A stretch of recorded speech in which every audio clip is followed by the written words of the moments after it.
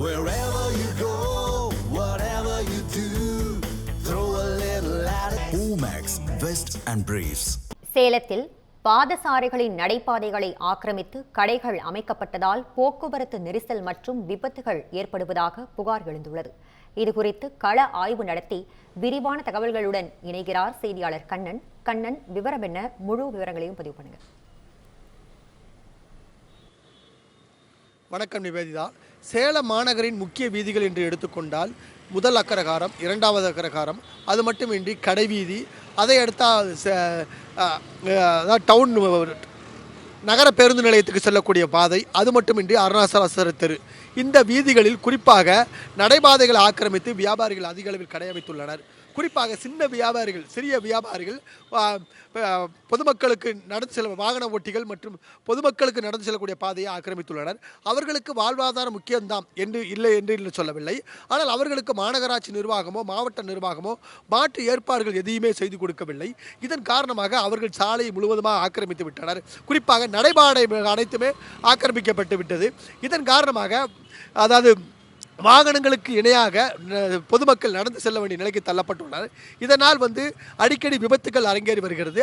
அது மட்டுமின்றி போக்குவரத்து நெரிசல் ஏற்பட்டு கடுமையான நெரிசலில் சிக்கி துவைக்க வேண்டிய நிலையும் ஏற்படுகிறது. இது குறித்து மாநகராட்சி நிர்வாகம் மாவட்ட நிர்வாகத்தில் பல முறை புகார் அளித்து எந்தவித நடவடிக்கையும் எடுக்கப்படவில்லை என தெரிவிக்கிறது. தற்போது கலெக்டராக பதவியேற்றுள்ள இளம் பகவத் தற்போது மாநகரின் பல்வேறு பகுதிகளில் போக்குவரத்தில் மாற்றம் ஏற்படுத்தி சாலை விதிகளை ஈடுபடுத்த போதிலும் கடை வீதியையும் முதல் அக்கரகாரம் இரண்டு அக்கரகாரத்தையும் கண்டுகொள்ளவில்லை என கூறப்படுகிறது. சாலையை பொதுவாக சிறிய வியாபாரிகள் ஆக்கிரமித்துக் கொண்ட நிலையில் பெரிய வியாபாரிகள் மிகவும் நஷ்டத்தை சந்திப்பதாகவும் தெரிவிக்கின்றனர். அதே நேரத்தில் வியாபாரிகள் மட்டுமின்றி பொதுமக்கள் நடந்து செல்ல முடியாத நிலைதான் காணப்படுகிறது. அதாவது குறிப்பாக இப்போ நாம் இருக்கிறது அருணாசலாசாரி தெருவில். அதில் முக்கியமாக பெரிய பெரிய வணிக நிறுவனங்கள் இருந்த போதிலும் அவர்கள் என்ன தெரிவிக்கிறார்கள் என்றால், எங்களுக்கு கடைகள் அதாவது கடைவீதி பகுதிகளில் பொதுவாக வாகன நிறுத்தும் இடங்கள் எதுவுமே கிடையாது. அதே நேரத்தில் கடைகளுக்கு முன் அதாவது வாடிக்கையாளர் வாகனத்தை நிறுத்தும் நிலையில் ஆக்கிரமிப்பு கடைகள் இருப்பதால், அதுவும் ஆக்கிரமிப்பு கடைகள் பெரிய அளவிலான குடைகளை போட்டிருப்பதால் எங்கள் வாடிக்கையாளர் கூட வர முடியவில்லை. நாங்கள் அரசுக்கு வருவாய் ஏற்படுத்துவதில் வரி கட்டுகிறோம், வாடகை கட்டுகிறோம். ஆனால் இந்த சிறிய வியாபாரிகள் காரணமாக எங்களால் மிகுந்த நஷ்டத்தை சந்திக்க வேண்டிய நிலைக்கு தள்ளப்படுகிறோம். அதே நேரத்தில் சிறிய வியாபாரிகளுக்கு வாழ்வாதாரம் தான், அவர்களுக்கும் குடும்பம் இருக்கிறது. ஆனால் அவர்களுக்கு மாநகராட்சி நிர்வாகம் மாவட்ட நிர்வாகம் தனியாக பிரத்யேகமாக இடத்தை ஒதுக்கி கொடுத்து அவர்களின் வாழ்வாதாரத்தையும் காக்க வேண்டும். ஆனால் மாவட்ட நிர்வாகம் சரி, மாநகராட்சி நிர்வாகம் சரி கண்டுகொள்வதில்லை.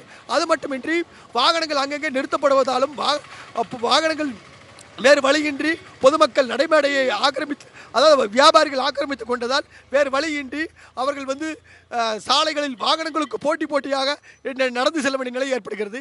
இதன் காரணமாக கடந்த 3 மாதத்தில் சேலத்தில் 200க்கும் மேற்பட்ட விபத்துகள் இறந்துள்ளன.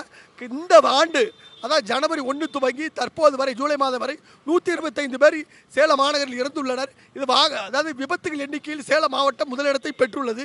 இதன் காரணமாக மாதந்தோறும் அதாவது சாலை பாதுகாப்பு விழிப்புணர்வு வார கூட்டங்கள் நடத்திய போதிலும் இந்த கூட்டங்களில் இது குறித்து யாரும் விவாதிப்பதில்லை. சேலத்தில் 60 வார்டுகளில் மாநகராட்சியோட 60 வார்டுகளும் இதே நிலை தான் காணப்படுகிறது. முக்கியமாக மக்கள் அதிக அளவில் கூடக்கூடிய உழவர் சந்தைகள் முன்பு ஆக்கிரமிப்பு அதிகரித்து காணப்படுகிறது. அது மட்டுமின்றி ஒவ்வொரு பகுதிகளும் தாதகாப்பட்டி, அம்மாப்பேட்டை என பல்வேறு பகுதிகளில் 60 வார்டுகளுமே ஆக்கிரமிப்பு அதிகரித்திருப்பதால் நடந்து கூட செல்ல முடியாத நிலை ஏற்படுகிறது. பல இடங்களில் வாகனங்கள் நிறுத்தப்படுவதால் பொதுமக்கள் கடும் அவதி சந்திக்கின்றனர். அது குறிப்பாக காலை நேரங்களில் காலை 8 மணி அதாவது 7:30 மணி துவங்கி 9 மணி வரையிலான பள்ளிகள் மாணவர் செல்லும் வாகனங்கள் அதிக அளவில் இருக்கிறது. அது மட்டுமின்றி மாலை நேரங்களும் இதே நிலை காணப்படுகிறது. மேலும் குறிப்பாக ஒரு வழிப்பாதையாக மாற்றப்பட்ட இடங்கள், குறிப்பாக சேலம் கடைவீதி அதாவது கன்னிகா பரமேஸ்வரி கோயில் டு பழைய பஸ் ஸ்டாண்டு செல்லும் பாதை, அதனை போல் கடைவீதிகள் பல இடங்களில் ஒரு வழிப்பாதை திட்டத்தை போலீசார் அமல்படுத்தியாக தெரிவித்தாலும் வாகன ஓட்டிகள் ஒரு வழிப்பாதையில் தான் செல்கின்றனர். இப்போது நாம் இருக்கக்கூடிய அருணாசல தெருவில் இதே நிலை தான் காணப்படுகிறது. ஆனால் போலீசார் அதனை தடுத்து நிறுத்துவதில்லை. இதன் காரணமாக அடிக்கடி விபத்துகள் மட்டுமின்றி விபத்துகளால் உயிரிழப்பு, அதனால் பல குடும்பத்தினர் காயமடைந்து அவர்கள் அவருடைய குடும்பமே வாழ்வாதாரத்தை இழக்கும் நிலைதான் காணப்படுகிறது. எனவே உடனடியாக சேலம் மாநகரில் 60 வார்டுகளில் மட்டுமின்றி சேலம் புதிய பஸ் ஸ்டாண்ட், பழைய பஸ் ஸ்டாண்ட், அப்புறம் கடைவீதி, முதல் அக்கரகாரம், 2 அக்கரகாரம், கன்னியா பரமேஸ்வரி ஆகிய இடங்களில் உடனடியாக மாவட்ட கலெக்டரும் மாநகர போலீஸ் கமிஷனர், மாநகராட்சி கமிஷனர் ஆகியோர் உடனடி கள ஆய்வு மேற்கொண்டு அந்த வாகன நிறுத்தும் இடங்களுக்கு ஏற்பாடு செய்ய வேண்டும்.